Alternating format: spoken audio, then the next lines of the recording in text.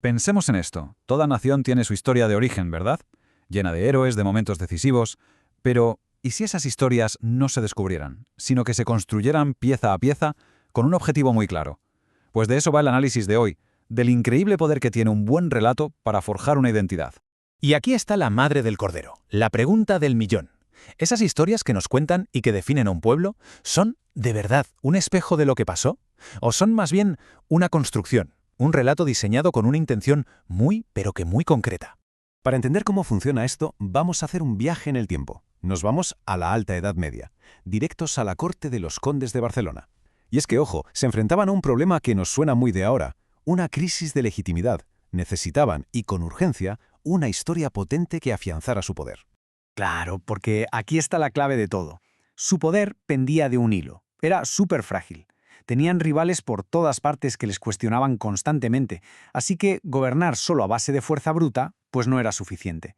Les hacía falta algo mucho más poderoso, una historia. Una que convenciera a todo el mundo de que su derecho a gobernar no era casualidad, sino que estaba de alguna manera predestinado.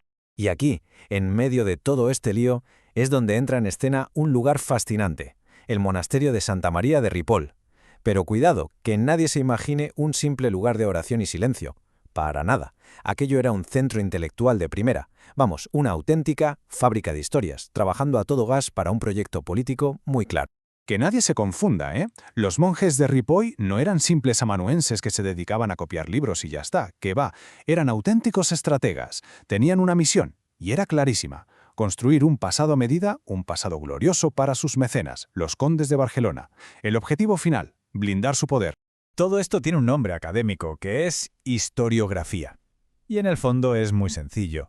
No se trata solo de estudiar qué pasó en el pasado, se trata de preguntarse quién está contando la historia, cómo la está contando y la pregunta más importante de todas, ¿por qué la cuenta así? Y en el caso de Ripoll, el por qué era del libro, la legitimación política pura y dura. Hay que imaginarse el scriptorium de Ripoll, la sala de escritura, como un auténtico hervidero de actividad intelectual. Allí no solo se copiaban textos antiguos, ¿no? Las fuentes nos cuentan que se estaban escribiendo crónicas completamente nuevas, desde cero. Se traducían obras importantísimas que venían del mundo islámico. Vamos, que estaban montando una de las bibliotecas más alucinantes de la península. Y todo con un único fin: forjar una nueva identidad para sus señores. Vale, muy bien.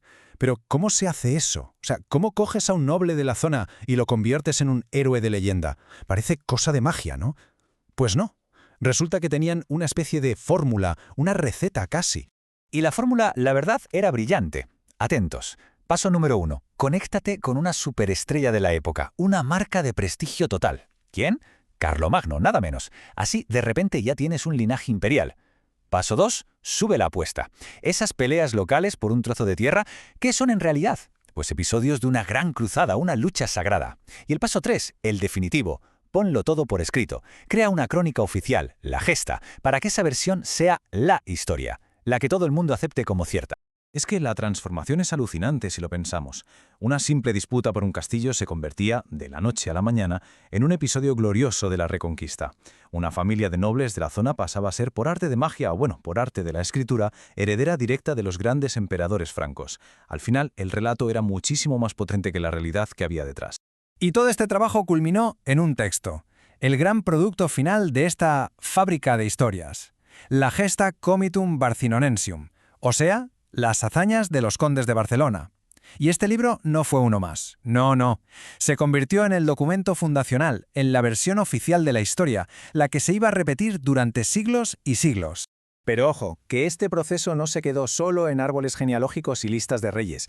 ¿Qué va? También sirvió para crear personajes y símbolos súper potentes de esos que se quedan grabados. Y algunos con detalles de lo más curiosos, por decirlo suavemente. Mira, aquí tenemos un ejemplo que es buenísimo. Guifrea el Pilós, o Wifredo el Velloso, una de las grandes figuras fundacionales. El apodo El Velloso se lo pusieron en la propia gesta, y la razón que dan es genial por lo directa que es. Decían que tenía pelo donde los hombres no suelen tenerlo. Así, tal cual. Y es que un detalle como ese, tan humano, tan raro, es lo que convierte a un personaje histórico en una leyenda que nadie olvida. Vale, hemos hablado de personajes, pasemos ahora a los símbolos, porque si hay un mito potente de verdad, uno que ha llegado hasta nuestros días con una fuerza increíble, es la historia del origen de la señera, la famosa bandera de las 4 barras. Y la leyenda es que es de película, ¿eh? La escena es brutal. El héroe, Giuvre, yace herido después de luchar por su rey. El rey, para honrar su valor, moja los dedos en la herida, en la sangre, y traza las 4 barras rojas sobre el escudo dorado del conde. ¡Pum! El nacimiento de la bandera. Es una imagen potentísima. Es el tipo de relato que te pone la piel de gallina y que une a la gente. Pero la pregunta es inevitable. ¿Pasó de verdad? Ya que es donde la cosa se pone interesante, y volvemos a la historiografía. Si miramos las fechas, algo no cuadra. Hay un salto de casi 300 años entre la muerte de Giufre y la primera vez que aparece la bandera documentada en un sello. ¡300 años! Pero es que hay más. El primer relato escrito de la leyenda de la sangre no aparece hasta más de 600 años después. O sea que la conclusión es clara. La leyenda se inventó mucho después para darle una explicación épica a un símbolo que ya existía. Llegados a este punto, quizá alguien se pregunte, bueno, ¿y todo esto qué más da? Pues importa y mucho. Porque lo que demuestra todo este caso es el poder tan inmenso, tan duradero, que tiene una historia cuando está bien contada, bien construida. Vamos a quedarnos con la idea principal. Los relatos nacionales no caen del cielo, no son algo que simplemente pasa, son herramientas, y muy potentes.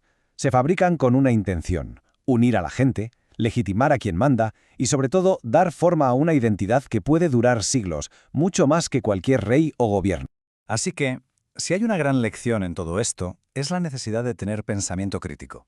La próxima vez que nos encontremos con una gran historia del pasado, la pregunta clave no debería ser solo ¿qué pasó? Debería ser, sobre todo, un momento. ¿Quién cuenta esto y para qué? ¿Cuál es su intención? Por eso, la próxima vez que escuchemos una de esas grandes historias sobre el origen de un país, de una comunidad o qué narices, incluso de nuestra propia familia, merece la pena pararse a pensar ¿quién la está contando y por qué? Porque, como hemos visto hoy, las historias más poderosas, las que de verdad perduran, no siempre son las más apegadas a la realidad, sino simplemente las que están mejor contadas.